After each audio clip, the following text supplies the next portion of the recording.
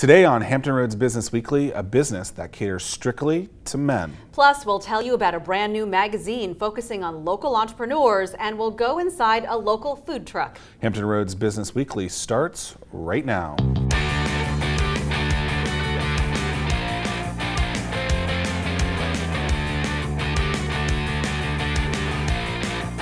Hello and thank you for joining us. I'm Cheryl Tan. And I'm Zach Miller. Welcome to Hampton Roads Business Weekly, a weekly look at the businesses and entrepreneurs making an impact in Hampton Roads. Today we start with the Firm for Men, a law firm that caters to men going through divorces. I talked with the owner, Jason Swango, about the importance of advertising, especially when targeting such a specific demographic. We are here today with Jason Swango, the founder of the Firm for Men in Virginia Beach. Jason, thanks so much for talking with us today. Thank you for inviting me. Appreciate it. You have an interesting business in that it's very niche focused. That's right. Meaning you represent only men in family law cases. That's correct. So I want to talk about that. Sure. And when you started your firm 10 years ago, why that was your singular focus? Well, I realized that there was a problem in the judicial system, and as it related to men, I felt like men were really disadvantaged and taken advantage of. And so I wanted to bring equality back to that group of people, which is men in general. And I'm a big believer in fathers having their time, their rightful time with their children, as I am a believer in mothers having their rightful time as well. Having 6 kids of my own, I realized the importance of a dad. And I just wanted to be the person that would champion those rights. And so that's exactly what I decided to do, and it's what I did. So talk about how you got the message out, how you reached out to those particular men, those clients that would work with you. Well, yeah, I owned a marketing company that had went nationwide in my previous life. So marketing comes very natural to me. I think that even if you spoke with many attorneys around the area, I get calls all the time. They kind of view me sort of as the marketing guru, if you will, certainly in my niche for sure. But you know, you have to go where men are at. And that's what I decided to do. So, you know, there's many different ways to do that. You know, whether it's, you know, digital plays such a huge, it's huge in business now. And, you know, so being on Facebook and doing things that are creative, causing a stir. You know, the problem with the legal field is that most lawyers are just flat out boring people. I know that you've also done a lot of ads that have gotten some attention. Absolutely. They're different. They are. And maybe that's part of what you're talking about is not being the same. And I think our audience can appreciate that, being in a crowded field. Yeah. There are a lot of lawyers out there. There are. And being able to stand out in that crowded field, you've been able to do that. What are some of your pieces of advice for those, maybe it's in law, maybe it's in finance, maybe it's in another field. How do you stand out? Sure. So the first thing is you have to know who you are. You also, I think is important, especially for me, being a man of faith, it's important to know what are you really called to do in life, okay? I know that I'm exactly where God wants me to be right at this moment. I have absolute no doubt about it. Those things can shift and change as time goes on. There's a time and a season for everything. But the other important thing, aside from knowing yourself, is knowing what you want to do and how do you attack that. I believe in niching yourself. I believe in being different. My ads, as you mentioned, you know, are different. You know, one of the ads was black and white. It says, "She hates us, the firm for men." The reality is that when they go up against us, they do hate us. But that's my job. My job is to get the best for my client, which are always men. Okay. Now, that could be portrayed as, well, he's a womanizer. Nothing could be further from the truth. This is business. And so I needed to take a very serious subject, a divorce, child custody, kids not seeing their fathers, and put it in the face of the community so that they understood that I wasn't scared to stand up in front of a judge and advocate for them. If I'm willing to go in front of the community and put ads out there that I'm going to be ridiculed for, how much more am I going to fight for you when we go into court. And that was what was important to me. So there have been a lot of things that we put out there that, you know, are edgy, but I'm not a boring guy, I think, as you can tell. And this isn't a boring field. And father's rights is not boring to the dad who can't see his kid. Not at all. And so, although some things are, may seem to be a little bit funny, it was a way to really grab their attention and let them know we're here. Well, let them sit up and take notice. Absolutely. And that is one way to do it. That's correct. Well, congratulations on being successful in being ultra focused in your niche. Thank you so much. Thanks so much for talking with us. I appreciate your time. Thanks. When we come back, a look at the food truck business with Carnage Asada. But first, the Millennial Minute.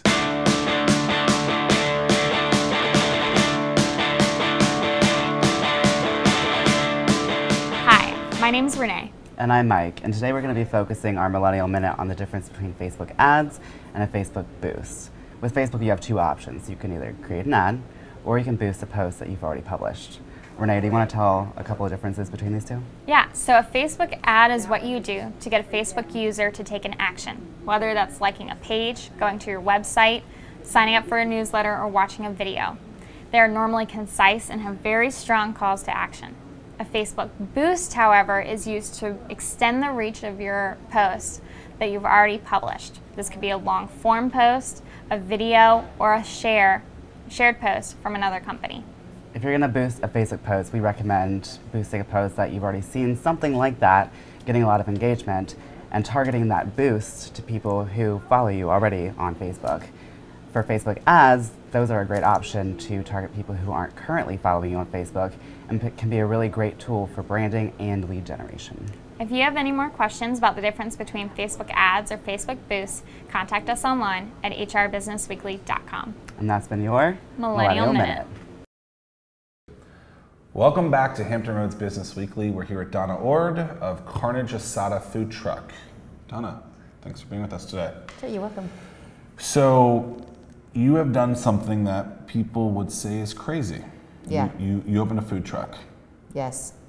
Why? What? Like you just must be an insanely risky person, and you wanted to do it. Why did you start it? Well, my husband and I are, we actually are entrepreneurs. We saw the market in early 2013 that there was a vast need for food trucks in the Hampton Roads area. So we started doing our research, and we saw that this market was in need of food trucks. We saw what was happening on the West Coast, and fads, and the industry was changing. So we did our research, and we opened up Carnage Asada in January of 2014. Did you know that you wanted to open that specific type of truck, or No. how did you come up with the idea of what to serve? Actually, the original intent of opening up Carnage Asada was supposed to be a true Mexican food truck. When I floated the idea of Carnage Asada to my cousin who's in marketing, and I told him the original name of my company, and he said, well, that's a nice name. What was it? It was La Chiquita Foods, named after the little restaurant where my grandmother made tortillas, and she made tacos, and it was in Santa Ana, California. And he goes, do you want to pay homage to grandma, or do you want to make money? And I said, I want to do both. He goes, great, I'm going to help you. Yeah. And he said, the checks are going to be written from La Chiquita Foods, and I'm going to rebrand your company. And he came up with the name Carnage Asada, so that is not my idea. So Carnage Asada is like a DBA? It is a DBA, yes. And that's the first thing that my husband and I always say is never be the smartest person in the room. Sure. And always get smarter people than you. So be humble enough to go and be willing to listen to people. So that's the first thing we did. It's not our logo. We hired somebody to come up with a logo. We hired my cousin to rebrand the company. And he also said, you are not going to be a standard Mexican food company. You can't do that. You have to have fusion in there. So you're going to have to change it. And that's how the wasabi got involved, and the kimchi, and the rice.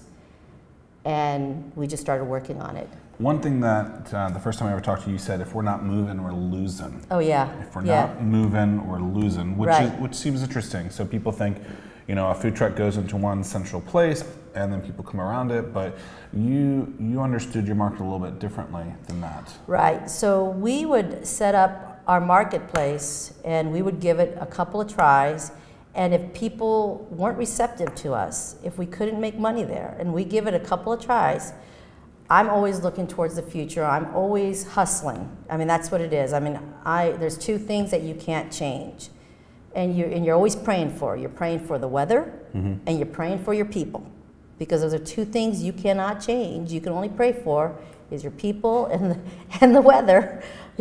So you're always planning though, and so you give it the college try. You try as hard as you can, but you're always moving to the next location, because you're okay. So I did everything I can. There is some ROI, which is your return on your investment. And those people will remember you. Those people will, say, okay, look, I did everything I could, but we have to move to the next location. You got to just keep it moving, baby. And from a marketing perspective, how do you tell people, hey, we're going to be in this location? So from a marketing perspective, what we do is we have to have a website. We tweet every day. We Instagram every day. We are on Facebook Live. We do everything. We're on it. A lot of people aren't, so that's a good thing. Yeah, I have a social media person. Yeah. That's full time. That's their job. So it's crazy. So if you're not moving, you're losing, and push it out. Let people know it every day. Every day. Yeah. Donna, thank you so much for being here. Thank you for having me. I appreciate that. Thank you. Coming up after the break, my interview with Angela Blue, editor-in-chief of Cova Biz Magazine, a new magazine focusing on local businesses and entrepreneurs. But first, we want to hear from you. So if you have questions or comments during the show, tweet us at HR Biz Weekly. We're back after the break.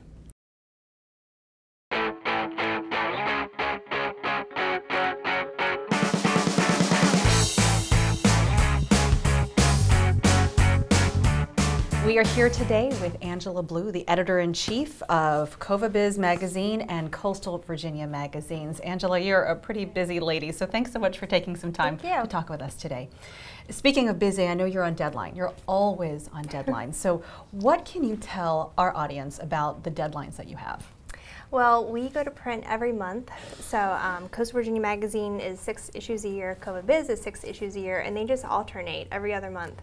So we usually go to print about the middle of each month, and up until then we're just assigning stories, getting stories in to be edited, laying them out on page, proofreading. It's nonstop. Right. There's a lot of work that goes on and a lot of email that comes into your inbox. Right. We're going to get to that in a moment, because I know a lot of entrepreneurs who are watching this show realize the benefit of having this kind of exposure. You might recognize this guy. This is Zach Miller, co-host of Hampton Roads Business Weekly. You recognize the value of having a cover photo done, a cover story, having just any story in the magazine. What kinds of stories are you looking for to feature in your magazines? Well, definitely content that's related to our area specifically. For Coastal Virginia Magazine, content that is going to maybe spark an emotion, or excite the reader, or something that's going to maybe open their eyes to a new experience or a new place or a new person. And for Biz, we like to get kind of behind the scenes of the business and tell a little bit about the people behind these great businesses that we have here locally. Right. It's the story. It's all about telling a great story that your audience wants to hear. Absolutely.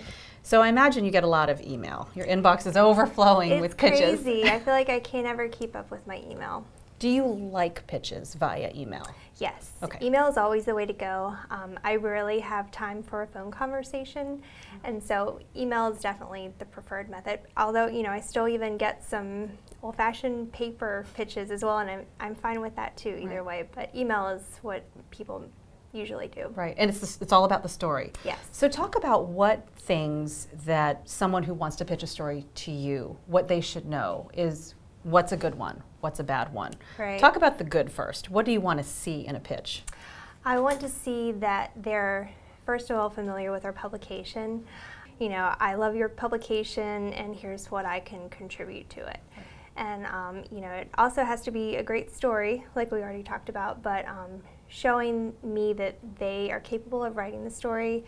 I don't want to see any errors, and they're their first couple of sentences should really sparkle and bring me into the story, because that's how you capture my attention, that's how you capture the reader's attention. Just show me you're a great writer and that this is a story that you're passionate about. Right, great writing can really sing.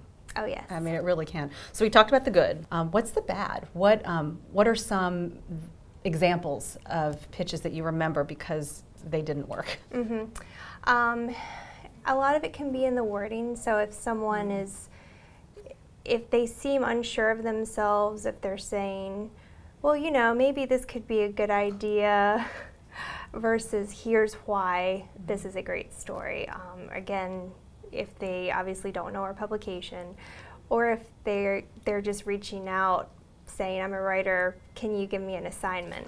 No. I need your ideas. Yeah, definitely. Make it easy for you. Yes, and we have a great team of freelance writers that I rely on a lot. So I'm not saying it's hard to break in with us, but if I have assignments in my mind already, I'm going to give it to someone that I know and trust already versus someone brand new.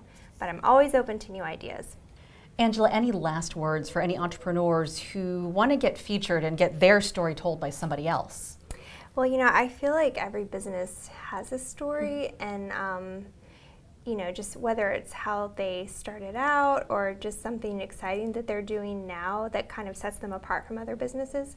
So maybe just, talking with, if business owners talk with a couple of their colleagues or, their board or other business owners to determine how their story is unique, and then let me know about it. Right. Kind of vet that process first with the people around them and then come to you. Right. They might have more success. Definitely. Right. Well, we wish everyone luck in trying to get their story told out there. Thank you so much. Angela, thank you so much. Coming up after the break, we're talking about IP, intellectual property. It's Legal 101 next on Hampton Roads Business Weekly. All right, we're here with Gabe McCoy, who is a co-founder of Pierce McCoy, a boutique law firm in downtown Norfolk, and alum of Regent University's Law School. Gabe, thanks for being with us Thanks today. for having me. Good to be here. We're going to talk about IP. First, what does IP stand for? Intellectual property. All right, and that's a word that's thrown around a ton these days. It is. Let's define it, and why is it important? Every business owner should know what their assets are. Intellectual property is one that, frankly, is becoming more and more important. To know what it is, to know how you use it, why, and how to protect it, and most importantly, how to make money off of it. That's important. Is this chair IP? No, it's tangible property. Okay, so when you talk about assets, it's something that you're producing. Something you own, something that's reflected on your balance sheet. Intellectual property, most commonly, people think of it as things like goodwill, software, your logo, trade secrets, domain names, things that can give you a competitive advantage. So you can own a domain name, but actually not own the IP on that? Well, I view that domain name as intellectual property. Okay. Correct. But a logo, how could you not own a logo? Or where would the battle be with that? At the creation phase, or other random things that could come up down the road, but the creation phase is where really we see the most mistakes being made. In creating that logo and designing it, there's certain default rules that allow authorship to establish ownership over that, let's say for instance, that copyright or that logo. So it's kind of two parts. One, the person who's building it, Right. and who owns that property. Right. But then what if they create something that's similar to something else in there? That's an issue too? That goes into protection. Okay. And I'll start with this. I think you need to know where your IP is owned. I view it as the old phrase, a bundle of sticks. If you have people helping you create logos, brands, a book, content, you name it, a trinket, a widget, a pulley system, all of those rights need to be documented. And you as the inventor, you as the creator, the author, you really need to make sure you're documenting with all these other people that are helping you that they're merely works for hire. They're here to help you, and hopefully your entity, own that IP. So, and why do we even care about IP is the real question. I think it's to separate yourself from your competition. It's to create barriers to entry and to create revenue streams. So we watch Shark Tank to talk about, Right. what IP do you have, what do you have patent Sure. pending, and things like that. Right. So all those kind of fall under the same thing? It does. Investor, and this is the #1 reason why. People want to know, why do I need a contract for somebody to help me build my logo? Or why do I need somebody to help me, get a contract for some gal to help me build my website? Well, I'll tell you why, because hopefully 24 months from now, 2 years, 3 years down the road, you're going in front of somebody who has capital and saying, hey, I'd like you to invest and join my team. If they're smart, if they have someone like me on their side, which they will, they're going to say, I want to know who created all this intellectual property, and I want proof that you own it all. And far too often, people don't have that documentation to prove that. What are the biggest challenges that you see that people have with IP? They don't know that other people can have rights to it, and they avoid, or they forget, or they just don't put any contract in place. And then 3 years down the road, when somebody does due diligence on the acquisition or the financing, that hole comes up. Is the company not worth as much then? Do they not know? I mean, Arguably not worth as much. The price might drop, the cost of capital may go up, and it's a lot harder to clean up something you didn't do and go back and say, hey, Mary, do you mind signing this assignment of IP agreement? Why? Oh, we're going to get $10 million and we need to make sure we own everything. Oh, really? I want a piece of that if I was Mary, right? And she doesn't get it? Sure. That's what potentially could happen? That could potentially happen. I've seen it happen. Gabe McCoy, it's been a pleasure. Always. Thank you so much. Appreciate it. That wraps up another edition of Hampton Roads Business Weekly. Like us on Facebook and Instagram at HR Business Weekly. There you will find segments from previous shows, plus some great behind-the-scenes pictures and videos. For Hampton Roads Business Weekly, I'm Zach Miller. And I'm Cheryl Tan. We'll see you next week. Hampton Roads Business Weekly, sponsored by Regent University and produced by ABC 13.